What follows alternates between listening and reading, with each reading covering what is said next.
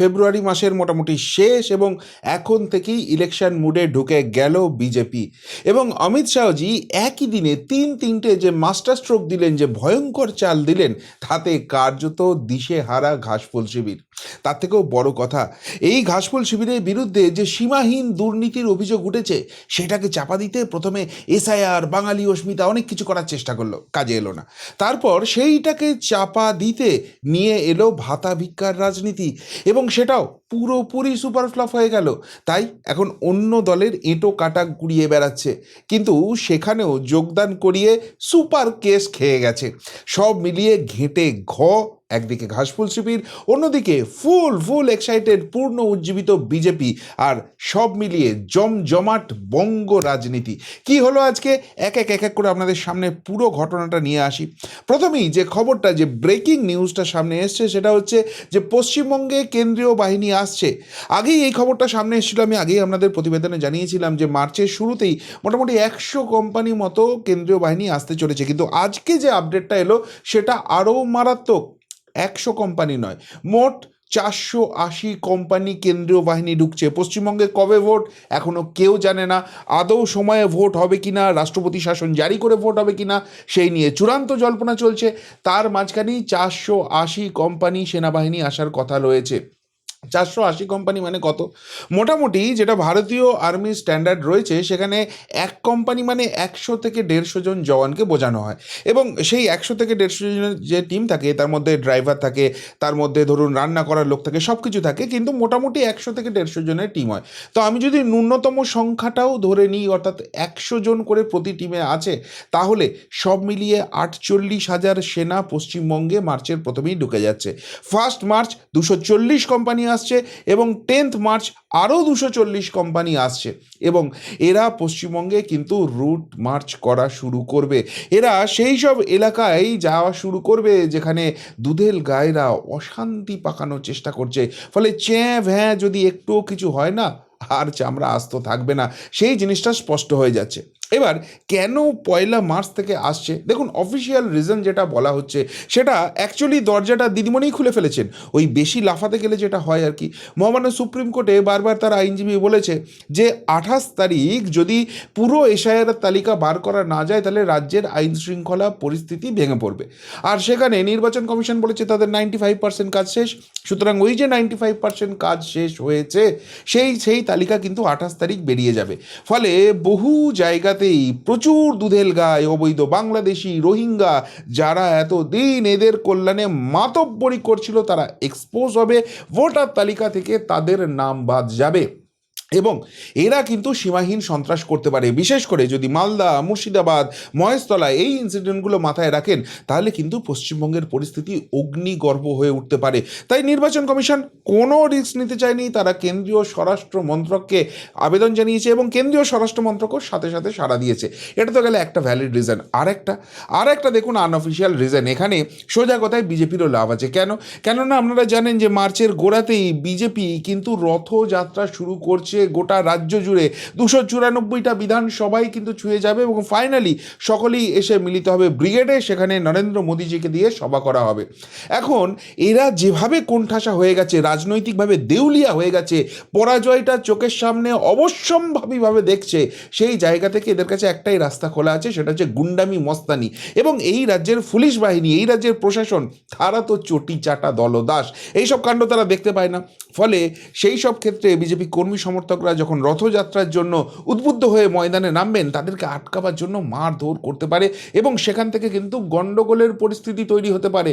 কিন্তু যদি এই কেন্দ্রীয় বাহিনীর জওয়ানরা ময়দানে থাকেন, তাহলে ওই মস্তানি, ওই ফুটানি যারা করতে আসবে, তারা যেমন ওষুধ প্রাপ্য ঠিক তেমনটাই পাবে। যতখানি ঘেউ ঘেউ করবে, ঠিক ততখানি বাটন পড়বে। সেই জায়গাটাও কিন্তু নিশ্চিত হয়ে যাচ্ছে।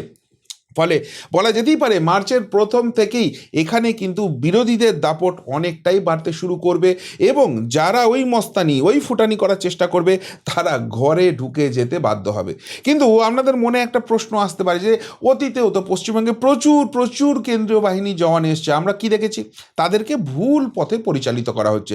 যেখানে গণ্ডগোল হচ্ছে সেখানে তাদেরকে পৌঁছতে দেওয়া হয় না। সেখানে এই উন্নয়ন বাহিনী নিজেদের মতো করে উন্নয়নটা করে নেয়, আর যেখানে শান্তিপূর্ণ গুরুত্বপূর্ণ জায়গা আছে সেখানে বলা হয় গণ্ডগোল হয়েছে, তাদেরকে পাঠিয়ে দেওয়া হয়। ফলে এত কেন্দ্রীয় বাহিনী জওয়ান এসে শেষ পর্যন্ত এটা থাকবে তো সেই রাজ্য পুলিশের নজরদারিতে, তাদের তদারকিতে, তাহলে কি আলটিমেটলি কোনো রকম কোনো লাভ হবে না? এবারে কিন্তু অন্যরকম খেলা হবে। কেন বলছি অন্যরকম খেলা হবে?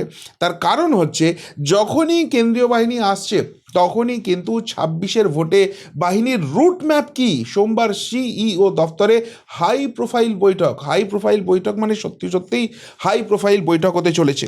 এখানে সিইও মনোজ কুমার আগরওয়াল তো থাকছেনই, বাংলার জন্য স্পেশাল অবজারভার যাকে করানো হয়েছে সেই এনকে মিশ্র স্যার, তিনি তো থাকছেন। তার পাশাপাশি রাজ্য পুলিশের ডিজি তাকে ইনভাইট করা হয়েছে, কলকাতা পুলিশের সিপি তাকে করা হয়েছে, এডিজি আইন শৃঙ্খলা তাকে ইনভাইট করা হয়েছে। এর পাশাপাশি স্টেট পুলিশের নোডাল অফিসার এবং সিআইএসএফ এর নোডাল অফিসার তারাও কিন্তু থাকছেন। এই বৈঠকটা অত্যন্ত গুরুত্বপূর্ণ কেন মনে করা হচ্ছে? দেখুন, এর আগে একটা সংস্থা পশ্চিমবঙ্গের এই বুথ কীরকমভাবে কোথায় শান্তিপূর্ণ ভোট হয় এইসব অ্যানালিসিস করতো, তারা এখন পালিয়ে দিয়েছে, কাট্টারি মেরে দিয়েছে, কেননা তারা বুঝছে যে হাওয়া খারাপ আছে। তো সেই জায়গা থেকে নতুন একটা সংস্থাকে দায়িত্ব দেওয়া হয়েছে। সেই সংস্থা অলরেডি নাকি একটা রিভিউ করেছে এবং রিপোর্ট তৈরি করেছে। এর পাশাপাশি ইলেকশন কমিশনের কাছে একটা নিজস্ব রিপোর্ট আছে, অতীতে যখন ভোট হয়েছে, বিশেষ করে 2019-এর পরবর্তী যে সাধারণ নির্বাচনগুলো হয়েছে, পঞ্চায়েত বা মিউনিসিপ্যাল নির্বাচনগুলো হয়েছে, সেখানে কোথায় কোথায় কি গণ্ডগোল হয়েছে তার ডিটেল রিপোর্ট কিন্তু ইলেকশন কমিশনের কাছে আছে।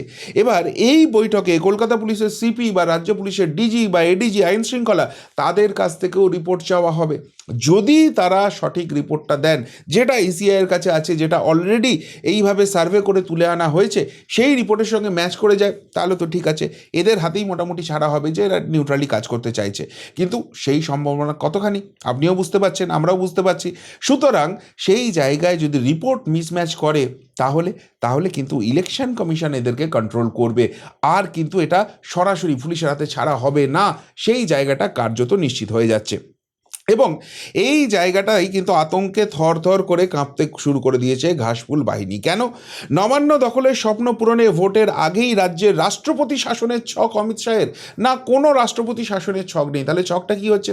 দেখুন, এই রাজ্যের কোন পুলিশ একদম চটিচাটা দলদাস হিসেবে কাজ করে আর কোন পুলিশ নিউট্রাল হিসেবে কাজ করতে চায়, কিন্তু পরিস্থিতির চাপে, সিনিয়রদের চাপে তারা এই কাজগুলো করতে বাধ্য হয়, তার তালিকা মোটামুটি একটা তৈরি হয়ে গেছে। ইলেকশন কমিশন সেটা তৈরি করে ফেলেছে। এখন যারা এই ধরনের নিউট্রাল মনোভাবাপন্ন মানুষ, যারা চান শান্তি শৃঙ্খলা বজায় রেখে নির্বাচনটা হোক, এবার কিন্তু তাদেরকে ধীরে ধীরে বিভিন্ন পদে নিয়ে আসা হবে, যাদের হাতে কন্ট্রোলিং পাওয়ারটা থাকবে। আর যারা ওই অনুগত চটিচাটা দলদাস হিসেবে কাজ করছেন বা করতে চাইছেন, তারা কিন্তু এবার সাইডলাইন হয়ে যাবে। ফলে এদেরকে দিয়ে যে মাতব্বরি করার চেষ্টাটা করা হচ্ছিল, সেই জায়গাটা পুরোপুরি এবার স্টপ হতে চলছে। আর এই জায়গাটায় সব থেকে বেশি আতঙ্ক ঘিরে ধরেছে। আর রাষ্ট্রপতি শাসনের কথা যদি বলেন, অমিত শাহজিকে বা নরেন্দ্র মোদীজিকে এখানে কোনো রাষ্ট্রপতি শাসন জারি করতে হবে না। মহামান্য সুপ্রিম কোর্টে শেষ দিন এসআইআর শুনানি যা হয়েছে, সেখানেই কিন্তু মারাত্মক ইঙ্গিত দিয়েছে, এসআইআর যদি ঠিকভাবে না হয়, এসআইআর যদি ভণ্ডুল করার প্রয়াস করা হয়, তাহলে বাংলার জন্য কঠিনতর ব্যবস্থা নেওয়া হবে। এই ইঙ্গিত মহামান্য সুপ্রিম কোর্ট দিয়ে দিয়েছে। এখন সেই কঠিনতর ব্যবস্থাটা কি? কঠিনতর ব্যবস্থা একটাই হতে পারে, সেটা হচ্ছে কেন্দ্রীয় হস্তক্ষেপ বা রাষ্ট্রপতি শাসন জারি করে পশ্চিমবঙ্গে ভোট, নির্বাচন কমিশনকে পূর্ণ ক্ষমতা এবং তাদের কাছে এই ক্ল্যারিফিকেশন নেওয়া যে যে সিস্টেম রয়েছে সেই সিস্টেমে তারা ভোট করাতে পারবে নাকি তার থেকে কোনো এনহ্যান্স সিস্টেম তাদের দরকার, সেখানে কোনো ইন্টারফারেন্সের দরকার আছে, আর সেটাই রাষ্ট্রপতি শাসনের সূচক হয়ে যাবে। আর যদি মহামান্য সুপ্রিম কোর্ট নির্দেশ দেয় পশ্চিমবঙ্গে রাষ্ট্রপতি শাসন জারি করো, এখানে আইনের শাসন নেই, এখানে রাজ্য সরকারকে যে নির্দেশ দেওয়া হয় তারা মানে না, এখানে পুরোটাই গাজোয়ারি চলে, তাহলে কোথায় গিয়ে এরা রাষ্ট্রপতি শাসনটা আটকাবে? সুতরাং আতঙ্কের জায়গাটা কিন্তু সেইখানেও তৈরি হয়ে গেছে। এর পাশাপাশি যেটা আরও গুরুত্বপূর্ণ, সেটা আপনারা জানেন যে মহামান্য সুপ্রিম কোর্ট যেটা অর্ডার দিয়েছিল যে মহামান্য কলকাতা হাইকোর্টের প্রধান বিচারপতি তাকে ইনভলভ হতে হবে এবং তিনি এই ইলেকশন কমিশন, রাজ্য পুলিশের ডিজি, সিপি এদের সকলের সঙ্গে, মুখ্য সচিব এদের সঙ্গে বৈঠক করবেন। বৈঠক করে একজন করে জুডিশিয়াল অফিসার ঠিক করে দেবেন, যারা এই এসআইআর এর বাকি যে প্রক্রিয়া রয়েছে সেই জায়গাটা দেখবেন। কেননা ইআরও বহু জায়গায় সেখানে গুপিবাজি করার চেষ্টা করছিল, যেটা মাইক্রো অবজারভার বা রোল অবজারভার তারা ধরে ফেলছিল। এই যে কনফ্লিক্টের জায়গাটা হয়েছে এবং রাজ্য সরকারের ভূমিকা নিয়ে সুপ্রিম কোর্ট রীতিমতো হতাশ, পরিষ্কারভাবে জানিয়ে দিয়েছে তারা। সেই জায়গা থেকে জুডিশিয়াল অফিসারকে নিয়ে আসতে হবে। এরা কারা হবেন? এরা হতে পারেন জেলা জাজ হতে পারেন, এরা এক্স জাজ হতে পারেন। তো তাদেরকে নিয়ে এসে মহামান্য প্রধান বিচারপতি কলকাতা হাইকোর্ট তিনি একটা ব্যবস্থা করবেন। তো আজকে সেই বৈঠকটা ছিল, সেই বৈঠকে সকলেই হাজির ছিলেন এবং তার যে আপডেট আমরা সিইও মনোজ কুমার আগরওয়ালের কাছ থেকে পেলাম সেটা মারাত্মক। সিইওর কাছ থেকে বলা হয়েছে বা ইলেকশন কমিশনের তরফ থেকে বলা হয়েছে যে পশ্চিমবঙ্গের যে এসআইআর প্রক্রিয়াটা চলছে সেখানে 294টা বিধানসভার জন্য প্রতি বিধানসভা ধরে ধরে একজন করে জুডিশিয়াল অফিসারকে নিয়োগ করতে হবে। অর্থাৎ ব্যাপারটা বুঝতে পারছেন কোন দিকে যাচ্ছে। জুডিশিয়াল অফিসার প্রত্যেকটা বিধানসভায় থাকবে। এদের কি প্ল্যান ছিল? এদের প্ল্যান ছিল যে জুডিশিয়াল অফিসার থাকবে, তিনি একটা ডিস্ট্রিক্ট দেখবেন, সেখানে প্রচুর ডেটা আসবে, এত ডেটা এত কম সময়ের মধ্যে করা সম্ভব হবে না, ফলে এদিক ওদিক করে ম্যানেজ করে নেওয়া হবে। কিন্তু সেই স্কোপ ইলেকশন কমিশন দিতে চাইছে না। তারা বলছে প্রত্যেকটা বিধানসভা ধরে ধরে একজন ডেডিকেটেড করে অফিসার থাকবেন।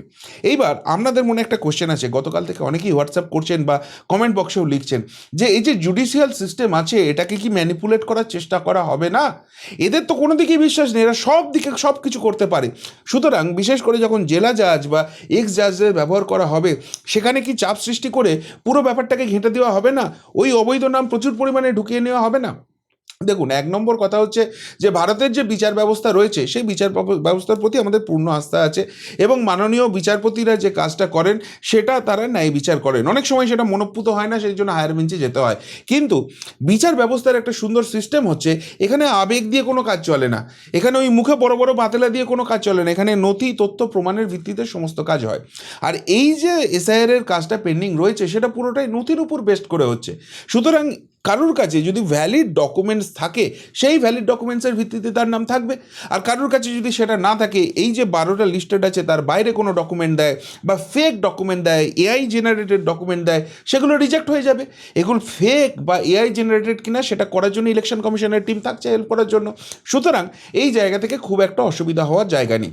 2 নম্বর আরেকটা খুব গুরুত্বপূর্ণ কথা, সেটা হচ্ছে যেটা আমি ব্যক্তিগতভাবে মনে করি যে ধরুন কোথাও চাপ সৃষ্টি করা হলো, কোথাও ম্যানিপুলেট করা হলো বা এমনভাবে ভণ্ডামিটা করা হলো, এই মাননীয় বিচারপতিরা, প্রাক্তন বিচারপতিরা বা জেলা জাজরা তারা বুঝতে পারলেন না, তাহলেই কি এগুলো পাশ হয়ে যাবে? দেখুন, যে কাজটাই হবে সেটা ডকুমেন্টেড থাকবে, সেটা পুরোটাই লিখিত আকারে থাকবে এবং এখানে কাজ করতে গিয়ে একটা দুটো ভুল ত্রুটি হয়ে যেতে পারে, সেটা ওকে। কিন্তু কোথাও যদি ম্যাসিভ আকারে হয় তাহলে সেই রিপোর্ট কি মহামান্য সুপ্রিম কোর্টের কাছে জমা পড়বে না? মহামান্য সুপ্রিম কোর্ট যখন বলে দিয়েছে এদের উপর আস্থা আছে, আর সেখানেই যদি বড় রকমের গোলমাল হয়, সেই তথ্য কোনো রাজনৈতিক দল বলুন, ইলেকশন কমিশন বলুন, তারা মহামান্য সুপ্রিম কোর্টের সামনে তুলে ধরবেন না। আর যদি মহামান্য সুপ্রিম কোর্টের সামনে এক্সপোজ হয়, মানে আমি হাইপোথেটিক্যাল কেস নিচ্ছি, আমি মনে প্রাণে বিশ্বাস করি এরকম পরিস্থিতি হবে না, কিন্তু আপনাদের যাদের ডাউট আছে তাদের কথা বলছি, যে ধরুন কোনো বিচারপতির নামে এরকম অ্যালিগেশন চলে এলো, তিনি প্রাক্তন বিচারপতি বা জেলা জাজ, তার কি অবস্থা হবে বুঝতে পারছেন? এই রিস্ক বা এই ধরনের কাজ করতে পারে, আর করলে তারা কখনো বিচারপতি চেয়ারে বসতে পারতেন? আর যদি আপনারা বলেন যে না ওই সব কোনো কথা শুনছি না, এরা তো চাপ দেবে, রীতিমতো চাপ দেবে, প্রাণ ভয় থাকবে, সংসারের ভয় থাকবে, সেই জায়গা থেকে যদি করতে বাধ্য হন, দেখুন এইটা ওই পার্টির ছেলে ছোকরাদের চমকানো ওই ব্যাপার নয়, এটা ওই কিছু বিএলওকে ম্যানেজ করা ওই ব্যাপার নয়, এটা ওই মাইক্রো অবজারভার কিছু এদিক ওদিক করে দেবো সেই ব্যাপার নয়, এটা হচ্ছে মাননীয় বিচারপতিরা। সেইখানে যদি এই ধরনের কোনো ব্যাপার হয় আর তারা কোনো গোপন রিপোর্ট সুপ্রিম কোর্টের কাছে পৌঁছে দেন যে দেখুন আমাদের উপর এই চাপ সৃষ্টি হচ্ছে, এই জন্য আমরা কাজ করতে পারছি না, তারপরে এমনিতেই তো সুপ্রিম কোর্ট এই ব্যাপারে কতখানি খড়গহস্ত হয়ে আছে, এই রায় থেকে সেটা প্রমাণিত হয়ে গেছে, তারপর মহামান্য সুপ্রিম কোর্ট কী করবে? ওই রাষ্ট্রপতি শাসন বা কেন্দ্রীয় হস্তক্ষেপ, যে চলো পুরো মিলিটারি শাসন লাগিয়ে দিলাম, আর কারুর কোনো কথা শুনবো না, এবার দেখি তো কে কী করতে পারে। রাজ্য পুলিশের ডিজি তিনি কিন্তু একদম পুরোপুরি শাস্তির মুখে আছেন, তার কাছে হলফনামা চাওয়া হয়েছে, সেই কাজ মনঃপূত না হলে তার শাস্তি হবে। সুতরাং পরিস্থিতি এত সহজ নয় যে যাবে আর ম্যানিপুলেট করে বেরিয়ে চলে আসবে, খেলা অনেক বাকি আছে। দেখুন না এত টেন্স হওয়ার এখনও কিছু নেই। তো টেন্স হওয়ার কথা যখন বললাম, আরেকটা কথা আপনাদের বলি, টেনশন কিন্তু বাড়ছে, কেননা আপনাদের বলেছিলাম, আপনারা যারা বলছিলেন যে ইসিআই হচ্ছে কাগুজে বাঘ, এখনও তো কিছুই করতে পারছে না, এরাই তো সব গাজুয়ারি করছে, এই দেখুন আজকে একটা খবর চলে এসছে। কী খবর চলে এসছে? এক বিএলও তিনি গঙ্গায় ঝাঁপ দিয়ে নিজের প্রাণটা দিতে গিয়েছিলেন। কি নাম এই বিএলওর? মোহাম্মদ কায়ামুদ্দিন। বুঝতে পারছেন? তো তিনি হঠাৎ করে কেন এই ধরনের কাণ্ডটা করতে গেলেন, যেটা তার বক্তব্য তিনি নাকি টেকনিক্যালি খুব একটা সাউন্ড নন, ফলে এই যে এসআইআর নিয়ে কাজ চলছে তিনি প্রচণ্ড চাপে ছিলেন, সেই জন্য তিনি প্রাণনাশের চেষ্টা করেছিলেন। এখন কথা হচ্ছে যে বিএলওদের সত্যিই যে চাপের পিরিয়ডটা গেছে সেটা হচ্ছে এই প্রাথমিকভাবে form distribution, form fill up এবং ফর্ম কালেকশন, সেই সময়টায় গেছে। এরপর যখন হিয়ারিং হচ্ছে তখন আর কী চাপ আছে? এদের কাছে নোটিশ যাচ্ছে, এরা নোটিশটা সার্ভ করে দিচ্ছে। নোটিশ সার্ভ করার পর সেই নোটিশটা পেয়েছে কিনা সেইটা জাস্ট এরা ইলেকশন কমিশনের অ্যাপে আপডেট করে দিচ্ছে। হিয়ারিংয়ের দিন এরা থাকছে যে যারা আসছে তাদের কোনো অসুবিধা হচ্ছে কিনা এইটুকুনি দেখার জন্য, বাকি তো এদের কোনো কাজ এখন নেই। তাহলে এই বিএলওদের এত ফাটছে কেন? ফাটছে একটাই কারণে, যে কথাটা আমি প্রথম দিন থেকে বলে আসছি, যে ইলেকশন কমিশন এসআইআরটা শেষ পর্বে আসতে দিন না, নিজের রূপটা দেখাবে। যারা যারা বদমাইশি করছে, যারা যারা ঘাপলাবাজি করছে, প্রত্যেকটা সাসপেন্ড হবে, প্রত্যেকটার নামে এফআইআর হবে এবং প্রয়োজনে প্রত্যেকটা জেলে যাবে, এদের চাকরি যাবে। এই মোহাম্মদ কায়ামুদ্দিনরা কি সেই ধরনের কিছু করে ফেলেছে? পরিস্থিতির চাপে হোক, কোনো রাজনৈতিক আনুগত্যের কারণে হোক, এমন ঘোটালা করে দিয়েছে, এবার বুঝতে পারছে যে শাস্তির খানাটা নেমে আসছে, বুঝতে পেরেছে এবার চাকরিটা যাচ্ছে, বুঝতে পেরেছে এবার জেল যাত্রা হবে, আর সেই জন্য এবার পলায়নের রাস্তা ধরছে, অর্থাৎ টেনশন বাড়ছে। ইলেকশন কমিশন নিজের রূপটা দেখাতে শুরু করে দিয়েছে। অন্যদিকে আজকে অমিত শাহজি বললাম না 3টে স্টেপ নিয়েছে, তো আজকে থার্ড স্টেপ যেটা হয়েছে সেটা খুব গুরুত্বপূর্ণ।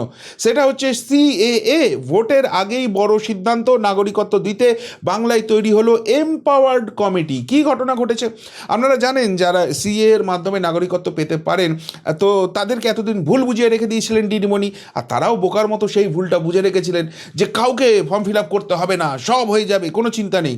এবার যখনই এসআইআরটা হয়েছে এরা বুঝতে পারছেন কত ধালে কত চাল। এরা বুঝতে পারছেন যে সিএএতে যদি অ্যাপ্লাই না করা হয় তাহলে ভারতীয় নাগরিকত্ব পাওয়া যাবে না, যেহেতু 2002 তালিকায় নিজের বা পরিবারের নাম নেই, ফলে ভোটার তালিকা থেকে বাদ যাবে, ভবিষ্যতে প্রবলেমে পড়তে যাবে। ফলে এই মতুয়াদের মধ্যে একটা আতঙ্কের পরিবেশ তৈরি হয়েছে।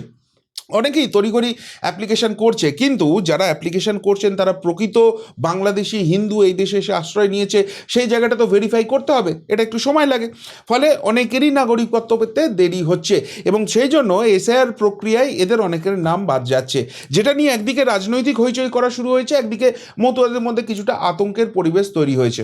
আর সেই পরিস্থিতিটাকে অনুধাবন করে এবার বাংলার জন্য স্পেশাল এমপাওয়ার্ড কমিটি বানিয়ে দিলেন অমিত শাহের স্বরাষ্ট্রমন্ত্রক। কেন এটা বানানো হলো? কেননা এবার এই কমিটি স্পেশালি রিভিউ করবে এই যে অ্যাপ্লিকেশনগুলো আসছে সেগুলোতে যাতে দ্রুততার সাথে নিষ্পত্তি করা যায় সেই জায়গাটা দেখবে। এবার মহামান্য সুপ্রিম কোর্টের রায়ে এই যে ভোটার তালিকায় নাম তোলা, এই লিস্ট থেকে বাদ যদি যায়, ফাইনাল লিস্ট থেকে যদি বাদও যায়, তারপরও তিনি যদি প্রকৃত ভারতীয় নাগরিক হন, তাহলে তিনি কিন্তু ওই নমিনেশন উইথড্রর শেষ দিন অবধি কিন্তু তিনি ভোটার তালিকায় নাম তুলতে পারেন। ফলে সেই সময়টা এই দপ্তরটা পেয়ে যাচ্ছে এবং তারা ভেরিফাই করে এদেরকে যদি সিএএ সার্টিফিকেট হাতে তুলে দিতে পারেন, যারা প্রকৃত অর্থে পাওয়ার জন্য, তারা তাহলে আবার ভোটার তালিকায় অ্যাপ্লাই করতে পারবেন এবং ভোটার তালিকায় তাদের নামটা উঠে যাবে।